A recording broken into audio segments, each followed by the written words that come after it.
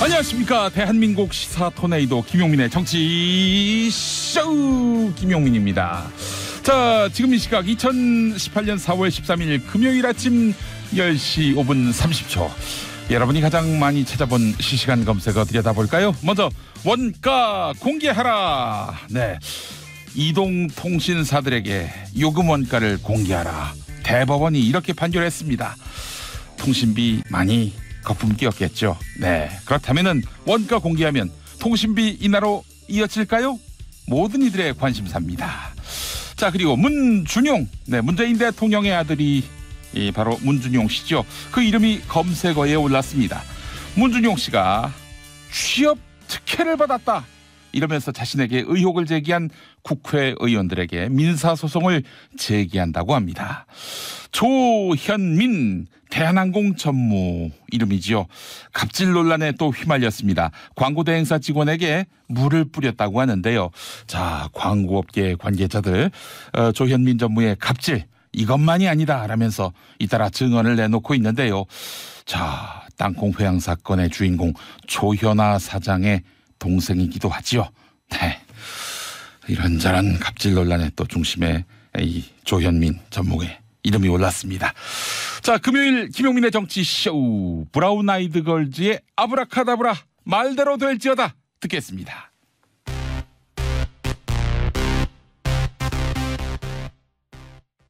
헤이 브로, 요즘 비어가는 머리 때문에 스트레스 받지? 거울 볼 때마다 한숨 나오고 계단 내려갈 땐 뒷사람 신경 쓰이고. 내가 물건 하나 추천할까? 툭툭 두드리기만 하면 거짓말처럼 머리가 채워지는 헤이브로 헤어 파워 쿠션. 압도적 성능의 두피치나 코팅 원료로 두피 트러블의 걱정도 줄였어. 걱정하지 마. 괜찮은 남자가 되는 건 생각보다 어렵지 않아.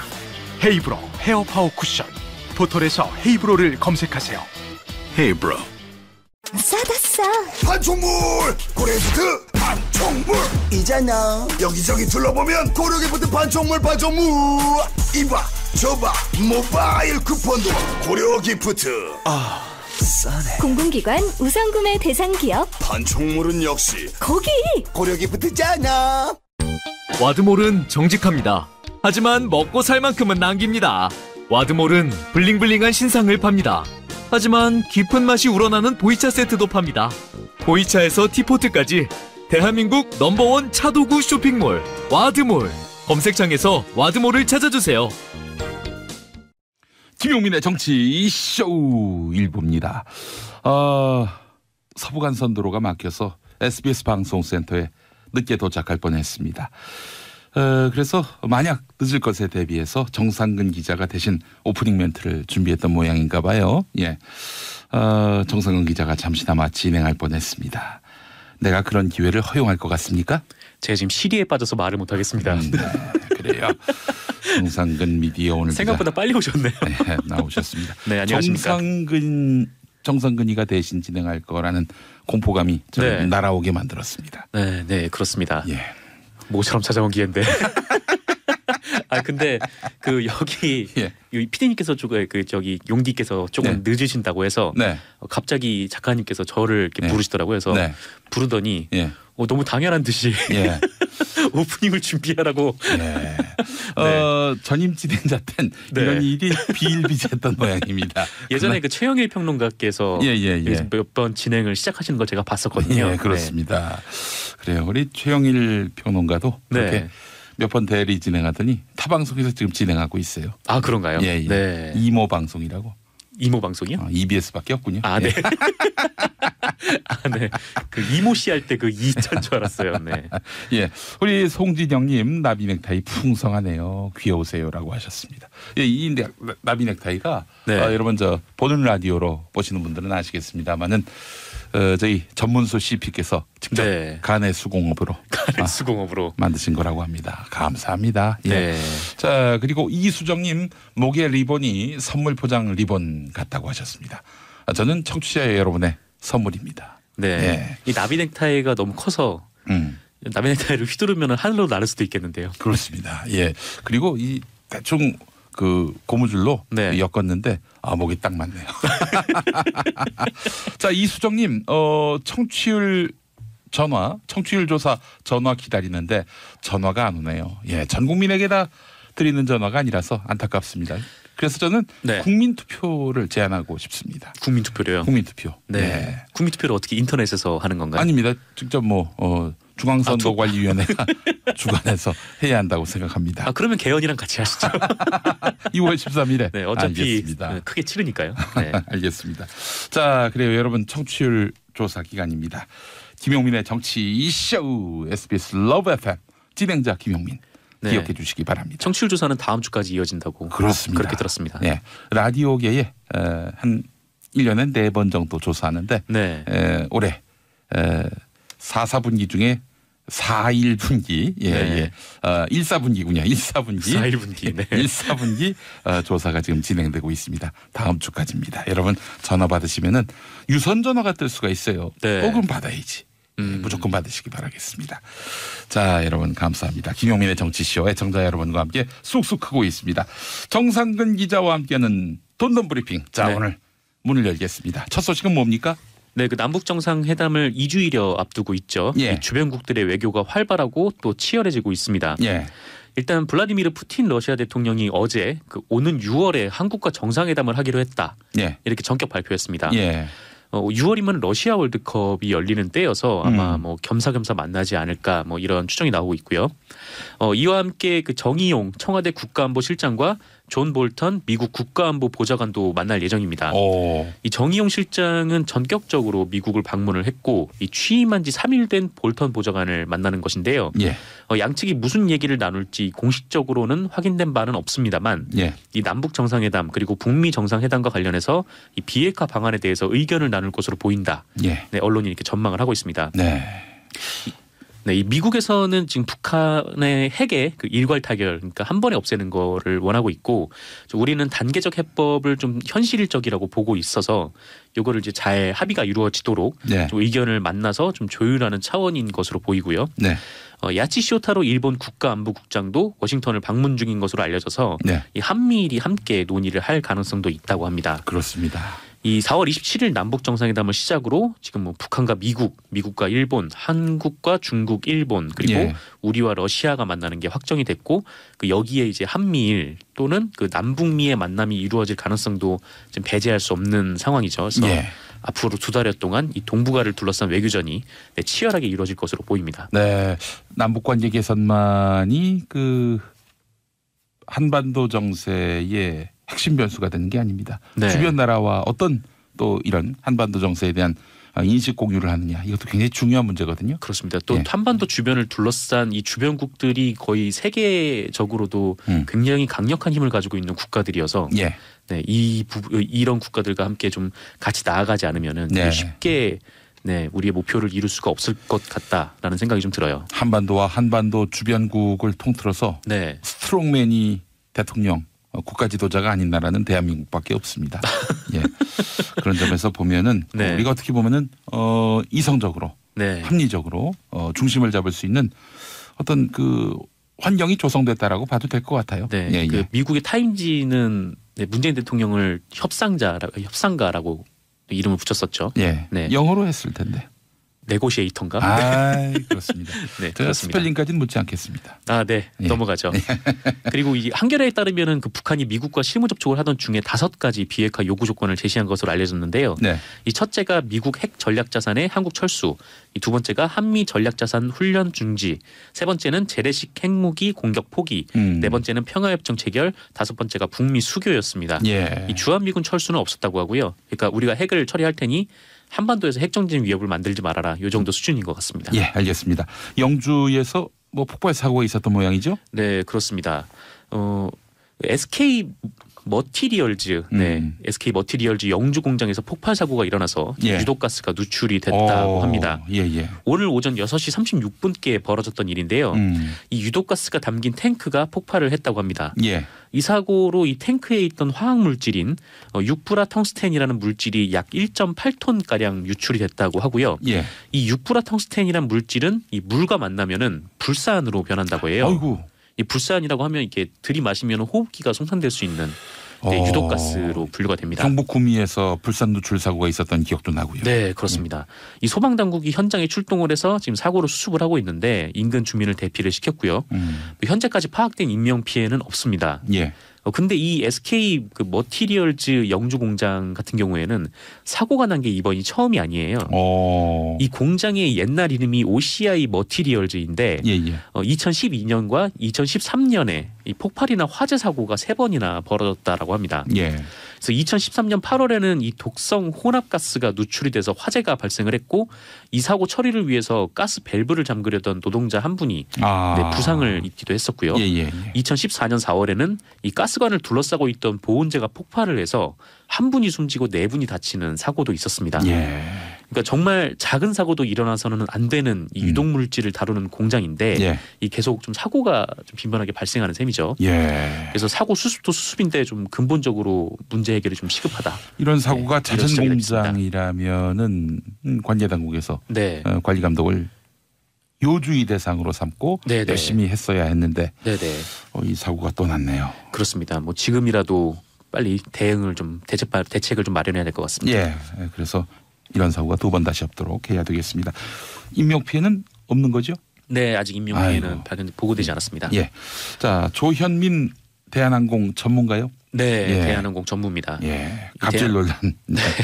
갑질 여기도 논란에. 한두 번이 아닌 것 같은데 보니까. 아, 예, 그렇죠. 뭐 워낙 그 유명한 일화들이 굉장히 많아요. 네. 그래서 좀 이따가 좀 소개를 해드릴 텐데 일단 예. 이 사건 개요부터 말씀을 드리면 조현민 전무가 대한항공에서 광고 업무를 담당한다고 해요. 예. 광고를 많이 이제 좀 찍는데 예. 이 조현민 전무가 이 대한항공의 광고를 하청을 받는 한 광고 대행사와 기획회의를 하던 도중에 이 대행사 팀장이 자신의 질문에 대답을 잘 못하자 예. 화를 내면서 음료수병을 던졌는데 예. 이 병이 안 깨져서 이 병이에요? 네, 병이라고 유리병? 합니다. 그 안 깨졌다고 하는 걸 보니까 유리병인 걸로 보여요. 어허. 이 병이 안 깨져서 더 화가 났다라고 해요. 그래서 물을 그 해당 직원에게 뿌렸다라고 하는데 이 사실은 광고 대행사의 익명 게시판에 글이 올라오면서 알려졌습니다. 예. 대한항공은 이 대행사 팀장에게 이 조 전무가 언성을 높이는 과정에서 컵을 팔로 치면서 직원에게 물이 튄 거다라고 해명을 했는데 컵을 팔로 쳤는데 물이 직원한테 튀었다는 게 잘 납득이 안 가죠. 예. 예. 그러니까 엄청나게 팔로 이렇게 세게 치면 뭐 물컵이 날아가긴 하겠지만 네. 뭐 그렇다면 이해가 가는데 예. 이걸 쳤는데 직원에게 물이 튀었다라는 거는 잘 저 이해가 잘 안 가는데요. 예, 예, 예. 그런데 아까 말씀하신 대로 이 조현민 전무를 둘러싼 논란이 이게 처음이 아닙니다. 이 한겨레에 따르면 이 조현민 전무와 일한 바 있는 한 관계자는 예. 이 회의 때 화가 나서 예. 이 테이블에 펜을 던졌는데 네. 펜이 부러져가지고 예. 이 파편이 회의 참가자들에게 튄 적이 있다라고 해요. 오. 그러니까 굉장히 좀 인격적으로 좀 굴욕적인 상황인 거죠. 예, 예. 그리고 이제 나이 많은 국장들에게 예사로 반말을 하면서 뭐 널 그러라고 뽑은 줄 아냐 뭐 이런 말을 했다고도 나이 하고요. 많은 분한테 너라고 했습니까? 예, 그랬다고 합니다. 예사로 반말을 했다라고 해요. 예. 그리고 회사에 차를 타고 와서는 네. 이 차 키를 직원에게 던지고 예. 그러니까 발레 파킹을 시켰다라고도 예. 합니다. 예. 대한항공의 직원이 이제 그런 일을 하는 업무는 없을 텐데 어쨌건 이런 일도 있었다고 하고요. 예. 한편 이 대한항공은 조현민 전무가 사건이 있고 3주 뒤에 그 당시에 있었던 그 하청업 그 광고 대행 업체 네. 그 직원들에게 문자 메시지를 보내서 사과를 했다라고 밝혔습니다. 그리고 해당 팀장은 사과를 받아들였다라고 했는데요. 하지만 이 사과 메시지를 보낸 시기가 네. 익명 게시판에 폭로가 나온 직후여서 그 진정성도 지금 의심이 된다 이런 예. 언론 보도도 나오고 있습니다. 예. 한편 조현민 전무는 자신의 페이스북에 어리석고 경솔한 제 행동에 대해 고개 숙여 사과드립니다. 광고에 대한 애착이 사람에 대한 배려와 존중을 넘어서면 안 됐는데 이 제 감정을 관리 못한 큰 잘못입니다라고 사과를 하기도 했습니다. 그 집안은 게 분노 조절이 잘 안 됩니까? 이 아까 뭐 오프닝 때도 말씀하셨지만 그 조연아, 예. 조연아 당시 이제 대한항공 부사장이었죠. 예, 예. 네, 대한항공 부사장이 그때 땅콩 회항 논란에 휩싸이면서 굉장히 갑질 문제가 불거졌었죠. 네, 그래서 뭐 조연아, 뭐 조현민뿐만 아니라 그 아들도 한 분 계세요. 이 조양호 회장의 아들도 있는데. 조원태. 네, 조원태. 네. 조원태 씨도 여러 논란이 좀 있었습니다. 2005년에 노인을 폭행했어요. 네, 이 노인 양반이. 폭행 사건이 있었고, 아. 네, 폭언 논란도 있었고요. 이 통상 그 한 집안에 뭐 형제, 자매, 네, 남매, 자매 자매를 한 번 더 했군요. 예. 네. 뭐 여러 명이 있으면은 개중 한 명이 문제적 인물이라면 뭐 다른 형제나 자매 중에서는 네. 뭐 남매 중에서는 이 좀 성격이 바르고 고운 분들이 있기 마련인데. 네. 예. 이 좀 국민적 시선으로 봤을 때 네. 좀 굉장히 좀 분노스럽고 납득이 안 되는 납득이 안 되는 네, 집안이에요. 그렇습니다. 보면. 예. 자, 이런 분이 지금 대한민국에 대한자를 붙인 네. 그런 항공사, 뭐 한때는 국적항공사였던 네, 네. 이제 나라를 대표하는 항공사였던 그런 대한항공의 지금 후계자들로 지금 거론되고 있으니 그렇습니다. 이 조현아 당시 부사장 사건 당시에 예. 이 조현민 씨가 임직원들에게 그 메일을 보냈어요. 그때 네. 대한항공의 이런 위계 질서가 강한 문화가 이런 사태를 키웠다라는 비판이 좀 일고 있었는데 네. 이 직원들한테 메일을 보내서 이 회사의 잘못된 부분들은 한 사람으로만 만들어지지 않습니다. 이 모든 임직원의 잘못입니다. 그래서 저부터 반성합니다라고 해서 네. 혼자만 충분히 반성해도 될 일 같은데 네. 말이죠. 왜 예. 대한항공 직원들까지 이 사태에 대해서 싸잡아서. 반성을 해야 하나 예. 좀 이런 비판이 있었습니다. 아, 이태윤님 대한항공의 대한 떼고 갑질항공으로 바꾸세요라고 하셨고 8101번님 용디님은 저는 아까 저를 두고 하신 말씀인데 혹시 방송에 애착이 강해서 방송 잘 못하는 출연진한테 물 투척하고 그러진 않겠죠? 예. 오늘이 그날일 것 같다는 느낌이 네, 그런 예. 느낌이 듭니다. 물은 많습니다. 네. 예. 자, 그리고 김향수님 대한항공 조씨 일가 이대로 냅두면 안 될 것 같네요. 예. 이종규님 우리나라 재벌 세습하는 거 보면 북한 독재 세습 욕할 게 못 됩니다라고 하셨고 7751번 쓰시는 분 내가 그런 회사를 6년이나 다녔다니 창피하네요. 그리고 김땡땡님 우리 회사는 사장님이 마이크 의자 집어던지는데 뭐 이 정도쯤이야라고 하셨습니다. 왜 이렇게 물건들을 집어던지시는지 모르겠어요. 말입니다. 네. 예. 그 나중에 다 회사 돈으로 또 새로 사야 되는 거 아니겠어요? 아, 그러니까요. 네. 예. 이런 식으로 회사에 손실을 끼치면 안 되고 또 무엇보다도 그 임직원들의 가슴에 얼마나 큰 상처를 남깁니까? 네. 이 볼펜 집어던졌다는 얘기가 나와가지고 네. 잠깐 생각이 났는데 네. 예전에 제 친구 중에 하는 친구가 네. 네, 괜히 자기 분노에 못 이겨서 예. 이 고등학교 수업 중에 그 수업 중은 아니고 이제 쉬는 시간에 네. 그 젤로펜을 벽에 딱 던지는 일이 있거든요. 예, 예, 예. 근데 그 젤로펜이 터져가지고 벽에 이렇게 쫙 잉크가 붙었어요. 예. 그래서 그 친구가 이제 화이트를 들고 그 흔적들을 예. 일일이 지웠던 일이 있습니다. 본인이 수습을 해야죠. 예. 글쎄요. 뭐 국민 여러분들은 어떻게 생각하실지 모르겠지만은 조원태, 조현아, 조현민. 조현아 씨가 그 장녀지요? 네. 예. 나이 순으로 보면은 조현아, 조원태, 조현민 이 세 사람 대한항공 맡아도 됩니까? 이런 의문을 한번 던져봅니다. 예. 다음 소식은요. 네, 휴대전화 통신비 원가가 이르면 이달 말 공개될 것으로 보입니다. 예. 이 대법원은 어제 참여연대가 통신요금 원가 자료를 공개하라고 낸 소송에 참여연대 손을 들어줬는데요. 이 휴대전화 통신료가 정말 비싸다라고 느끼는 분들이 많으실 텐데 예. 이게 원가가 공개가 되면 지금까지 통신요금이 정말 합리적으로 매겨진 것인가 이 부분에 대해서 이제 알 수 있겠죠. 예. 이 과학기술정보통신부는 이르면 이달 말에 관련 자료를 공개할 예정이고요. 이 자료를 보고 만약에 통신사가 그동안 폭리를 취하고 있었다면 이 통신비 요금이나 압박이 거세질 것으로 보입니다. 예. 그런데 다만 이 소송이 7년 전에 낸 소송이거든요. 예, 예. 그래서 공개 대상이 좀 한정돼 있어요. 예. 2005년부터 2011년까지 그리고 아. 요금제는 2G, 3G만 적용이 돼서요. 예. 이 최근에 LTE 요금제는 공개 대상이 아닙니다만 예. 네, 그럼에도 불구하고 이게 국민의 알 권리를 위해서 대법원이 공개하라고 했으니 예, 예. 이후에 추가적인 자료 공개는 더 쉬울 것으로 보입니다. 예. 미디어 오늘 정상근 기자 네, 수고하셨습니다. 감사합니다. 저는 2부 여의도 UFC로 다시 오겠습니다. 김용민의 정치쇼 4부 비정치 회담으로 넘어왔습니다. 예. 자, 오늘 함께해 주신 분 하재근 문화평론가 어서 오십시오. 예, 안녕하세요. 강경윤 SBS 퍼니 기자 어서 오십시오. 네, 안녕하세요. 스트롱윤 강기현 기자입니다. 아, 그래요. 스트롱윤. 윤 씨인 줄 알아요. 아, 그래요? 예. 제 이름이 이응이 너무 많이 들어가서 아무도 빨리 말하면 알아듣지를 못하셔가지고 네. 제가 띄어서 스트롱윤 이렇게 얘기하고 있습니다. 네. 윤 씨는 아니고 강 씨. 네네, 예. 강 씨예요. 알겠습니다. 광고가 아직 하나밖에 못 붙었습니다. 아, 예. 예, 그렇습니다. 네. 안타깝습니다. 이거 우리 저 생산성을 높여야 합니다. 어떻게 해야죠? 나름 최선을 다해보겠습니다. 성대모사 좀 개발하시고 네. 네, 충격적인 소식 좀 네, 그럴게요. 준비해 오시고 네, 예, 알겠습니다. 이렇게 해서 우리가 한번 좀 이 붐업을 시켜야 합니다. 네. 예, 예. 자, 오늘 첫 소식은 누가 준비하셨습니까? 예, 전데요. 예, 예. 여성 앵커, 오, 여성 아나운서가 예, 안경 썼다.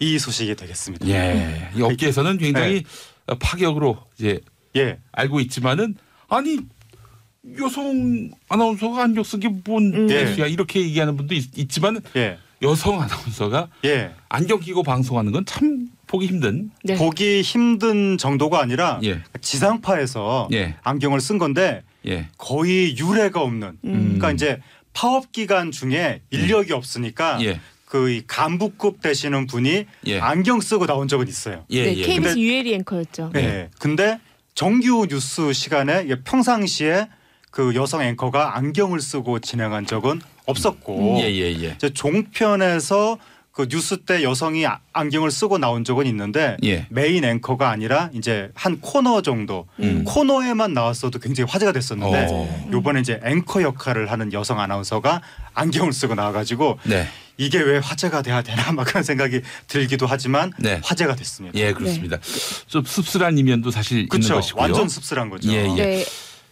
네. MBC 이면주 아나운서였는데요. 예, 예, 예. 이면주 아나운서가 원래부터 이제 본인이 약간 소신을 밝히는데 굉장히 솔직한 편이었고 예. 이번에 이제 안경을 쓴 것도 현실적으로는 이제 본인 눈이 나쁜데 계속해서 장시간 컨택트 렌즈를 착용할 때 좀 아. 불편해서 안경을 예, 예. 쓰게 됐다. 예, 예. 근데 이렇게 많은 화제가 될 줄은 본인도 상상을 못했다 이렇게 얘기를 했었죠. 네, 그렇습니다. 우리 조연수님이 남긴 메시지처럼 네. 남성 앵커는 안경 써도 아무렇지 않은데 네. 왜 여성 앵커는 안경 썼다고 난리인지 모르겠어요. 네. 그러니까 이면주 앵커가 안경을 쓰기 위해서 고민을 많이 했답니다. 네. 그러니까 이게 어느 정도 이게 좀 파장이 있을 거라고 예상을 했던 것 같은데 예, 예. 이제 이분이 말씀하신 것처럼 본인이 눈이 안 좋기도 하고 그리고 사회적으로도 여성도 안경 끼고 뉴스 진행할 수 있는 거 아니냐라고 하는 메시지를 주기 위해서 예, 예, 예. 결단을 내렸다고 하는데 오. 이게 지금 그 뭐 정치권 이런 데서도 어떤 정치인이 어떤 그 거대한 변화의 작은 시작이 됐으면 좋겠다 이런 얘기가 나올 정도로 예. 그러니까 여성을 능력보다는 외모 중심으로 보려는 문화 때문에 네.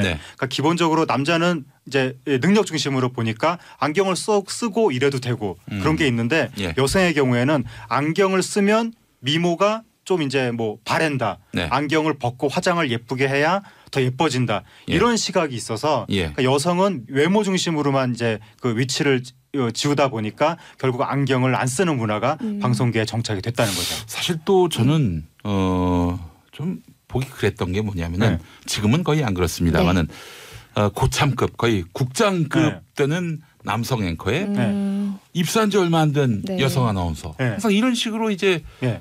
투앵커 체제를 네. 한국 뉴스들이 네. 해왔던 거 아니겠어요? 그런 부분도 있고 또 여성 앵커는 좀 예쁘고 네. 뭐 발랄해야 된다 이런 것도 있고 옷 같은 경우도 남성 앵커들 같은 경우는 짙은 색 뭐 양복을 입는다면 여성 네. 앵커는 뭐 밝은색 자켓을 갈아입는다거나 네. 예. 화장도 밝게 한다거나 예. 아니면 좀 가벼운 소식은 여성이 전하고 네. 진중한 소식은 남성이 전하고 이런 식으로 네. 약간 성 역할을 나누는 부분이 어느 정도 있었는데 사실 뭐 방송국에서 여성 앵커나 뭐 아나운서들한테 안경을 쓰지 말라 뭐 이런 규제나 이런 거는 사실 없습니다. 근데 저도 사실은 눈이 굉장히 나쁜데 예. 컨택트 렌즈를 꼭 방송할 때는 끼거든요. 네. 그게 라디오에서도 굳이 그러실 필요는 없을 것 같은데. 예뻐 보이고 싶은 마음이 보는 라디오가 있군요. 네, 제가 보는 또- 라디오까지 의식하는. 네, 그래요. 많이 의식하고 프로라고 해야 있습니다. 되나, 이럴 때는 광고 뭐라고 하나 해야 좀 더 붙을 수만 있다면 제가 뭐 렌즈를 2개라도 끼고 훌륭합니다. 훌륭해요. 네, 농담이고요. 예. 네, 그러니까 저도 사실은 이제 안경을 쓰고 방송에 출연하는 것에 대해서 좀 굉장히 좀 부담감 같은 게 아무래도 있고, 그러니까 이게 왜냐하면. 여성이 안경을 쓰는 게 너무 이렇게 이례적인 시각으로 보다 보니까 내가 방송에서 좀 튀는 행동을 하는 게 아닐까? 이렇게 보여지는 게 좀 의식이 되는 거고 또 뉴스를 전달할 때는 이제 뉴스의 전달자가 외모로서 좀 시선을 끄는 게 안 좋게 보이는 보수적인 시각이 있거든요. 예, 예. 그렇기 때문에 여성이 갑자기 안경을 끼고 나오면 눈 아픈가? 어디 아픈가? 뭐 이런 식의 시선을 끌 수가 있기 때문에 위에서는 조금 안경을 쓰는 그런 변신에 대해서는 좀 부정적인 네. 혹은 보수적인 그런 시각이 좀 존재할 수는 있을 것 같습니다. 예.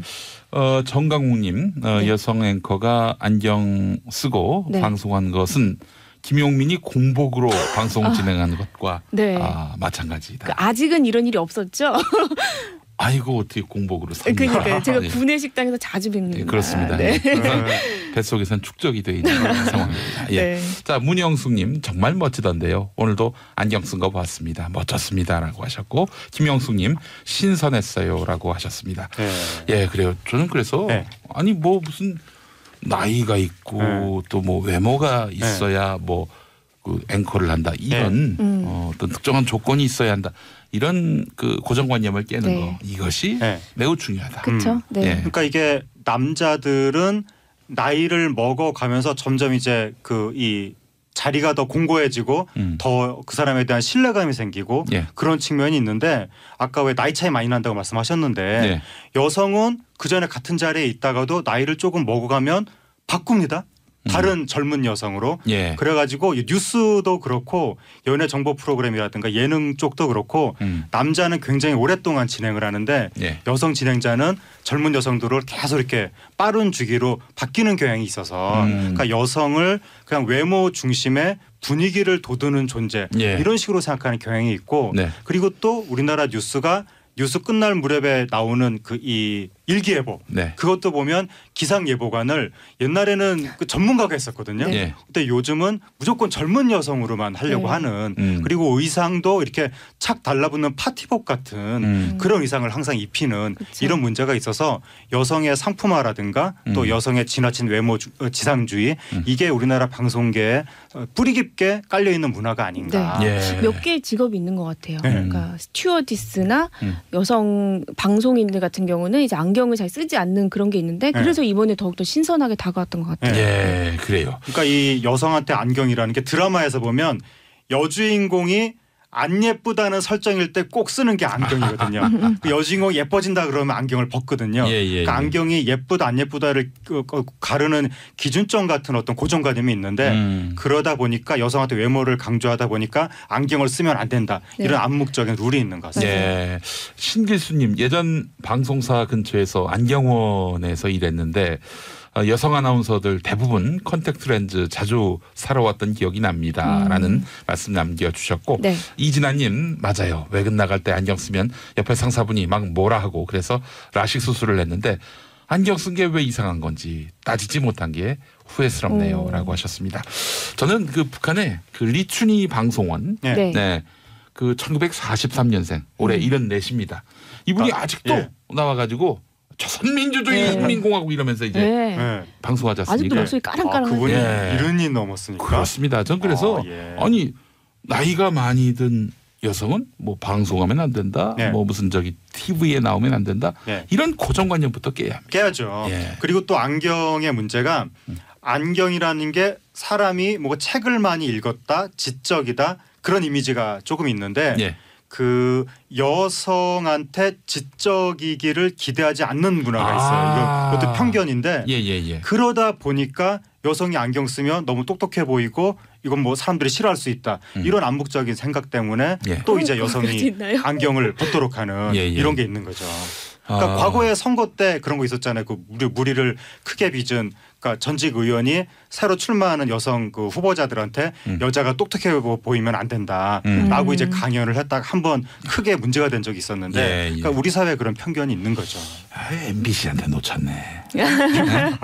SBS는 돋보기를 그래요? 쓰고 한번 나오면 어떨까요? 네. 좋은 것 네, 같습니다. 한번 그 제안을 해주시기 네, 바라겠습니다. 알겠습니다. SBS 아나운서는 여성 아나운서는 돋보기를 쓰고 한번 네, 저는 뭐 하여튼 언젠가 화장이 사라지는 그날까지 민낯으로 모두 다 안 하면 되는 거 아니겠습니까? 저 김용민이는 저 틀니를 끼고 방송을 꼭 하고 싶습니다. 알겠습니다. 예. 자 다음 강경윤 기자님 준비한 소식 뭡니까? 네, 제가 전해드릴 소식은요. 송선미 씨의 남편이 지난해에 굉장히 안타까운 사건으로 사망을 했는데 그랬죠. 8개월이 흘렀습니다. 재판의 결과가 결국 나왔고 살인을 교사했다고 알려진 곽 씨는 무기징역을 선고받았습니다. 곽 씨가 누굽니까? 그러니까요. 이 사건의 등장 인물이 한 서너 명 정도 있습니다. 예. 그러니까 송선미 씨의 남편은 이제 고 씨라고 표현을 할게요. 예. 이제 고 씨의 사촌 동생이 바로 곽 씨고 예. 이제 두 사람이 굉장히 일본 제일동포 의 재력가 할아버지의 손자들인 거죠. 곽 씨 같은 경우에는 장손이었고요. 고 씨 같은 경우에는 외손자였습니다. 예. 이제 이 사건은 지난해로 거슬러 올라가는데요. 이제 지난해에 이 할아버지가 한국에 가지고 있는 부동산 같은 재산만 600억 원대였습니다. 예. 굉장한 재력가였던 거죠.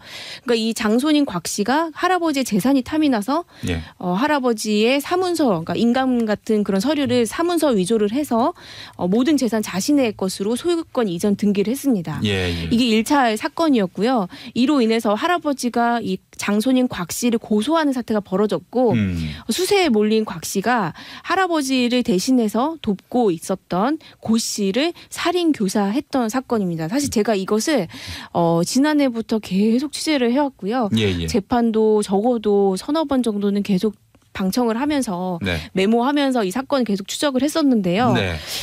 좀 안타까웠던 부분은 송선미 씨가 계속 이 재판에 참석을 했었습니다. 아, 그래요. 네, 아무래도 본인이 예. 지난 연말 시상식에서 얘기한 것처럼 남편에게 꼭 정의는 살아있는 것을 보여주고 싶다라고 얘기를 했던 아이고. 것처럼 이 재판이 잘못 흘러가지 않도록 꼭 나쁜 사람들이 벌을 받도록 하기 위해서였는지 네. 고통스러운 순간이 굉장히 많았을 텐데 송선미 씨가 계속해서 재판을 지켰는데요. 예. 이 판결이 나오면서 무기징역이 선고되자 송선미 씨가 이렇게 한쪽 손으로 입을 가리고 눈물을 흘렸는데 그 예. 모습이 굉장히 좀 안타까웠습니다. 아이고 세상에. 네. 그 다시 예. 그 아픈 시간들을 복귀할 수밖에 없는 재판이었을 텐데. 그렇죠. 그러니까 이제 네. 그 송선미 씨 측에서는 사람들이 이것을 예. 자꾸 뭐 유산 싸움이다. 예. 자손들끼리 그 할아버지의 뭐 이 재산을 놓고 싸우다가 참극이 벌어졌다. 이런 식으로 생각을 하니까 그게 절대로 그렇지가 않다라고 예. 이제 계속 억울함을 항변했는데 네. 아직도 그걸 이해를 못하시는 분들이 많더라고요. 예. 결국 돈 때문에 벌어진 일 아니냐. 예. 그렇게 생각들 하시는데 이게 엄밀하게 이야기하면 유산 싸움이 아니라 송선미 씨의 남편이 예. 외할아버지가 자기를 도와달라고 그래서 예. 그러니까 왜냐하면 외할아버지 입장에서 재산을 내 손주가 자꾸 뺏어가려고 그러니까 네가 나를 도와달라 내가 되찾게 예. 막 문서가 위조되고 막 이랬으니까 아. 그러니까 외할아버지가 저 외손주한테 네가 똑똑하니까 젊은 네가 나를 도와라라고 해서 외할아버지를 돕다가 벌어진 일입니다. 그러니까 그 이 후손들끼리 서로 돈을 많이 갖겠다고 싸우다가 벌어진 일이 아니라 예. 외손주가 외할아버지를 도와드리다가 예. 친손주가 나쁜 마음을 먹고 사건을 저지른 것이기 때문에 예. 그 송선미 씨의 남편이 유산 싸움하다 어떻게 됐다. 이거는 완전히 잘못된 인식인데 아직도 그래요. 그런 인식을 갖고 있는 분들이 있고 예. 송선미 씨가 거기에 대해서 억울하다. 이건 예. 잘못된 네. 편견이다라고 항변을 하는 거죠. 사실 이게 재판 과정에서요. 처음에는 그 단독 범행, 그러니까 조 씨라고 알려진 그 살해범이 우발적으로 저지른 사건이라고 계속해서 주장을 해왔거든요. 예. 이게 진범이 밝혀지는 게 굉장히 극적이었는데요.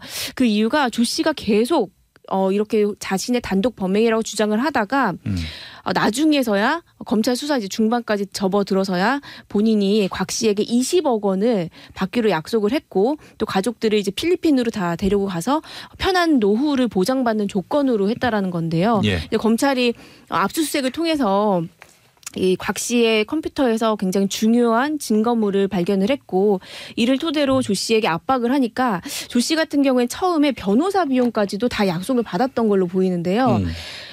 막상 본인이 이제 구속을 되니까 곽 씨는 도와주지 않았거든요. 그렇다 보니 조 씨는 내가 배신을 당했구나. 네. 이거 내가 다 뒤집어 쓰겠구나라는 마음도 있었고 또 뒤늦게 송선미 씨의 그런 설득과 유족 측의 그런 마음을 듣고 뒤늦었지만 유족에게 진심으로 반성하면서 수사에 협조를 했다고 합니다. 예. 그러면은 예. 이 사람은 네. 그 살해를 실행에 옮긴 네. 사람인데 네. 그 이분은 어떻게 판결이 이 났어요? 사람은 검찰에서 구형을 한 것보다도 재판부가 더 9년이나 더 높은 22년 징역형을 선고받았습니다. 이 사건이 되게 그 무서운 사건인 게 예. 경찰이 처음에 이 사건이 벌어졌을 때 청부 살해가 아닌 것 같다라는 얘기가 나왔었어요. 그러면 그 사람이 조 씨가 그러니까는 살해한 걸로. 아까 이제 그 이 누군가 배후에 청부한 사람이 있는 게 아니라 예. 뭐 어떻게 됐든 당사자들 사이에 예. 문제가 있고 자기들끼리 사이 원한이라든가 등등등 예. 그런 사건이 아니냐. 경찰이 처음에 그렇게 판단을 한 이유가 네. 네티즌들이 그때 이거 뭔가 이상하다 청부 살해 아니냐라고 나왔을 때 네. 경찰이 아닌 것 같다라고 판단한 이유가 청부 살해면 몰래 밤길에 어떻게 뭐 해를 끼친다든지 그럴 텐데 네. 굉장히 막 이 뭐 대낮이었죠 시간대가 맞아요. 대낮에 오전 변호사 11시. 사무실에서 네. 어떻게 남들 다 알도록 그렇게 해를 끼치고 네. 또 도망도 가지 않고 네. 가만히 있었거든요. 음. 이런 청부 사례가 어디 있느냐. 그래서 네. 경찰이 처음에 아닌 것 같다라고 했었는데 나중에 알고 보니까 청부 사례가 맞았고 예. 뭐가 무섭냐면 그렇게 공공연하게 그 이 살해를 해라라고 하는 것까지가 청부의 내용이었다는 거예요. 계획이었어요. 그래요? 맞아요. 정확하고요. 저도 경찰한테 그때 가서 이것은 좀 의혹이 있지 않냐라고 제가 오히려 경찰한테 네. 되묻기도 했었거든요. 그때 경찰 했던 얘기가 조 씨가 20대에다가 평범한 학교를 졸업했고 그리고 전과가 없기 때문에 아무래도 뭐 그런 사람은 아닌 것 같다. 청부하는 업자는 아닌 것 같다. 이렇게 얘기를 해서 일단 수사선상에서 그 부분은 배제가 됐던 건데 네.